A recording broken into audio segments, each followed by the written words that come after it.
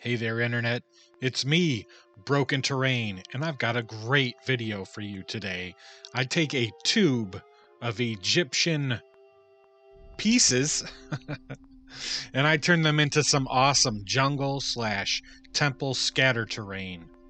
I'm excited to show them to you, so let's do it after the drop.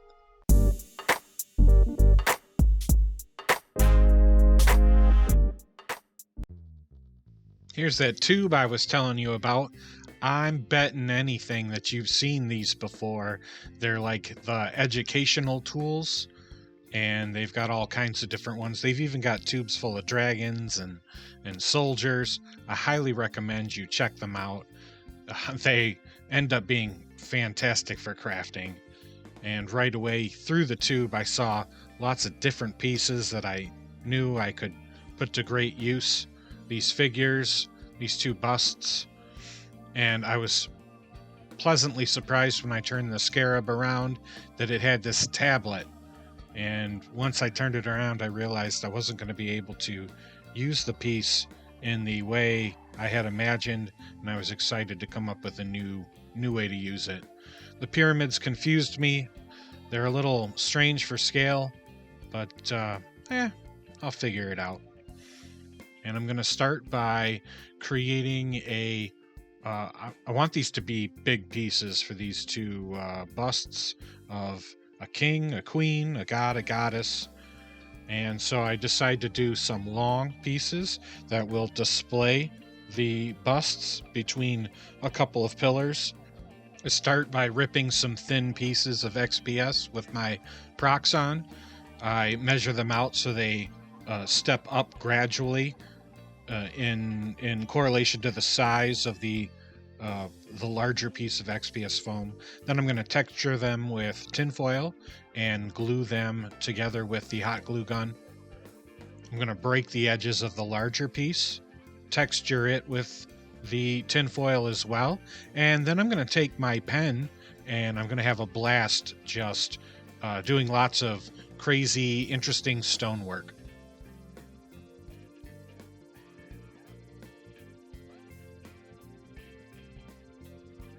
While I'm doing that stonework, if you like this video, smash that like button for me. I would really appreciate it. If that subscribe button isn't lit up, why don't you hit that now, and that way you can keep getting videos like this. That would be fantastic. As always, leave a comment. I really appreciate it. Thank you so much.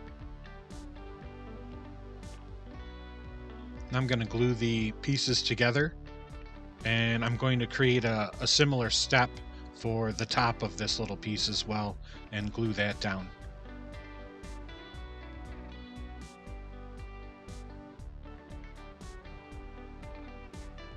Using a ruler and pen, I'm going to find the center mark of the platform, and this way I'm going to be able to center the busts, and I'm going to glue down the queen and king, or god and goddess, however you want to do it. I've prepared a 1/2 inch by 1/2 inch strip and just done some brickwork with a pen around the entire pillar, and now I'm going to reinforce them with a toothpick. It goes down fairly easily until the very end, and I'm just going to use the base of one of the figures to push it in all the way, and this is going to be just an extra step to creating a more sturdy, less breakable piece. With another toothpick broken in half, I secure the top of the arch down, poking for some pilot holes and then returning it with some hot glue, not super glue. Then a little trick to weight these things, because this piece was so tall and narrow and top heavy, I'm going to use some smaller drywall screws and just screw them into the bottom, and that's going to help weight the piece properly. My least favorite piece is the little sarcophagus coffin I make. Honestly, the sarcophagus is a really nice sculpt. It has a lot of great detail, and you probably don't need to go this far to decorate it for your table, but here I go. I'm going to trace a line around it for the foam, and then I'm going to cut an impression out of the 1/2 inch foam. Once it goes deep enough, I'm just going to use my ruler and carefully cut the edges around the impression, and round the edges a bit more with the break the edges with my X-Acto. And you can see I've got the sarcophagus fits in this little, I don't know, altar well enough. And now I'm just going to decorate it. I'm going to use my pen tool here, my ink pen. Just mark it here at the corners and at the shoulder areas. I'm going to use my X-Acto, go in and carve out some decoration, and just try to make this thing look fancy. Try to match at least some of the detail on the sarcophagus itself. There's a double cutout. Sarcophagus will glue right in there. And then I found these really cool beads. They almost have an Egyptian hieroglyphic look to them. And I thought, man, they'd look really cool as legs to this thing. So I'm going to hot glue them down, and then a little hot glue down the center. Just push a toothpick in. That's going to secure these a little better to the foam so they don't snap off. Just snip the extra with your cutting tool. Fantastic. And there was a big gap in my cutting here, and so I'm going to fill the edges in with some hot glue. Decorate it with a little more pen work. Make some hieroglyphs of my own around the edges. And then I'm going to take these decorative jewels or little beads here and adorn them on the points of the corner and on the edges as well. You'll notice those 3 figures from the tube. I've decided I'm going to put them on top of decorative pillars. And my son reminded me they should probably be able to come off and come alive as temple guardians and things like that. So I'm going to make sure to glue a fender washer onto those figurines as well, and a magnet in the top of these pillars. I'm going to cut a 2-inch by 2-inch chunk of pink XPS. I'm going to break those edges with my X-Acto, give it texture with my tin foil, and then I've got some pre-cut bricks from my old green stuff. It's time to use them. I'm just going to lay bricks, lay bricks, lay bricks. I'm a very impatient man. I use the hot glue gun. I've seen people do white glue. You do you. I'm going to do me. Hot glue wins.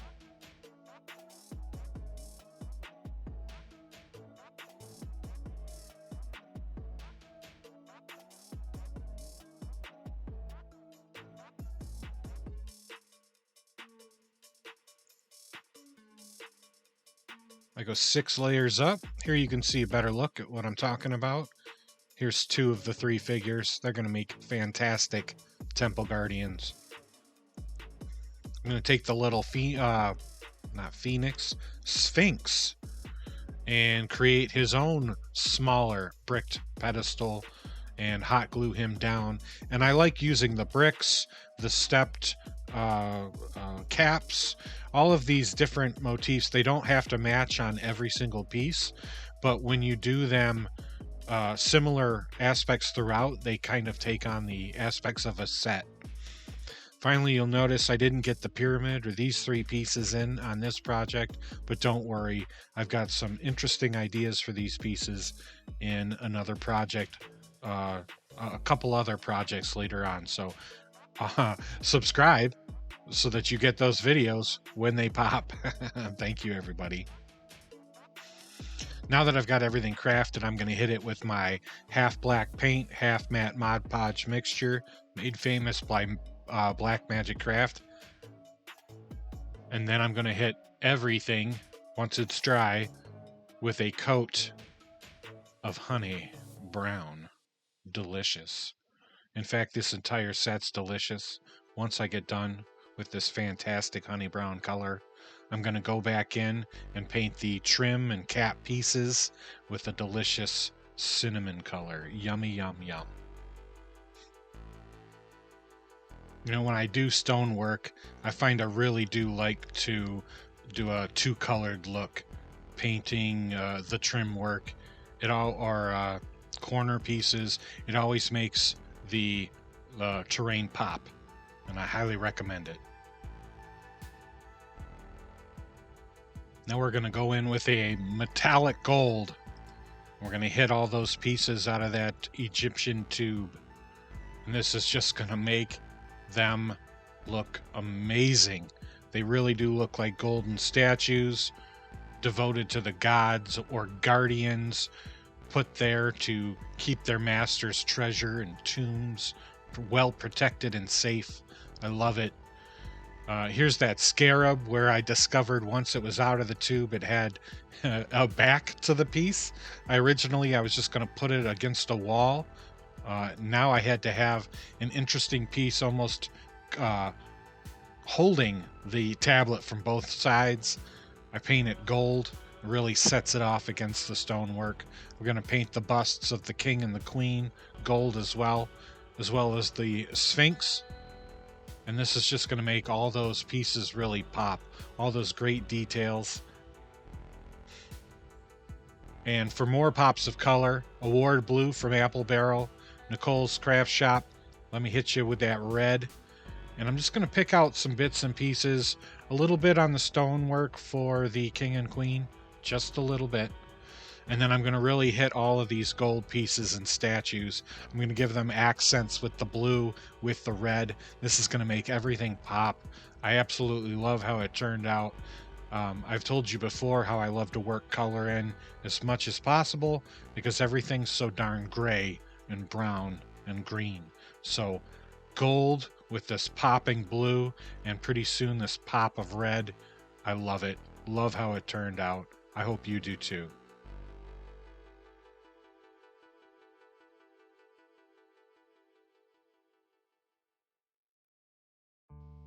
Next up, we're going to dry brush all of the stonework. I'm going to use Apple Barrel's khaki color.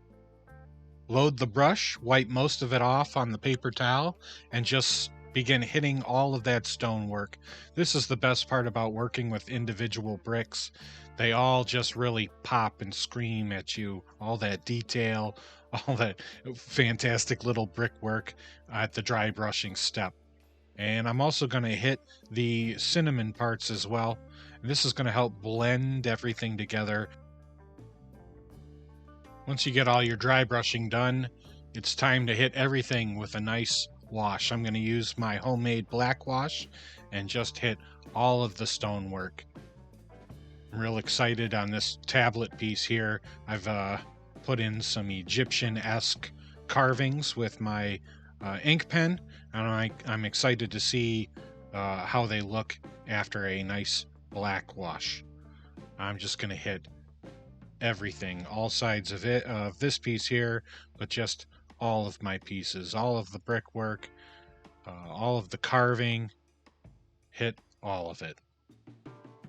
Then it's one last dry brush with khaki. This is going to lighten some of the surfaces of the stone up, and it's going to let that wash get in and sink down into those cracks and crevices and just create layers of color and shadow and darkness. It's going to look great, and it's also going to pop the edges, just make everything look really crisp on the table.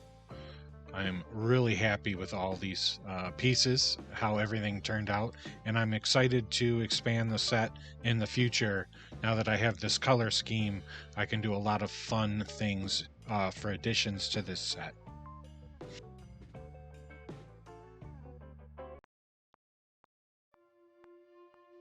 And here you see a temple deep in the jungle. The captain has led the Shamrock Boys through the jungle. Behold, the temple is occupied. Is that the Blackjacks, the rival gang to the Shamrock Boys? It is, and the boys have been spotted. Get ready, Shamrocks. You're going to have a brutal melee on your hands. Tinley, protect your boys.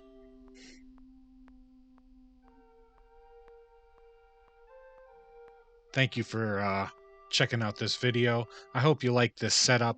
I'm really happy with it.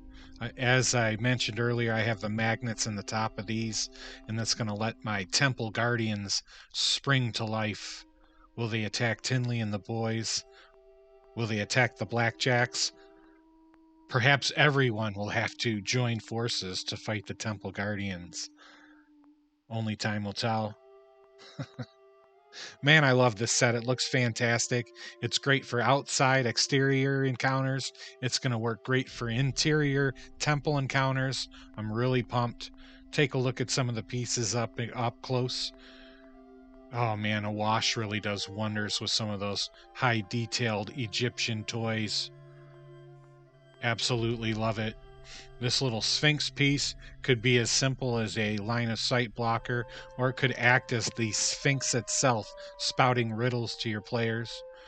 I love the way this scarab beetle tablet came out. This piece that holds it in place. The two hieroglyphic characters holding the tablet. What's on there? An ancient legend, an incredibly powerful spell. It's up to you to decide and for your players to find out. Thank you so much for watching. I hope you enjoyed this craft. As always, like each other, love each other, and craft on.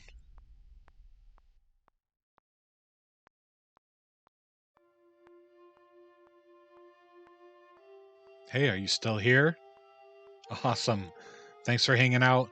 Hey, I hid a treasure chest in this video setup. If you find it, tell me in the comments.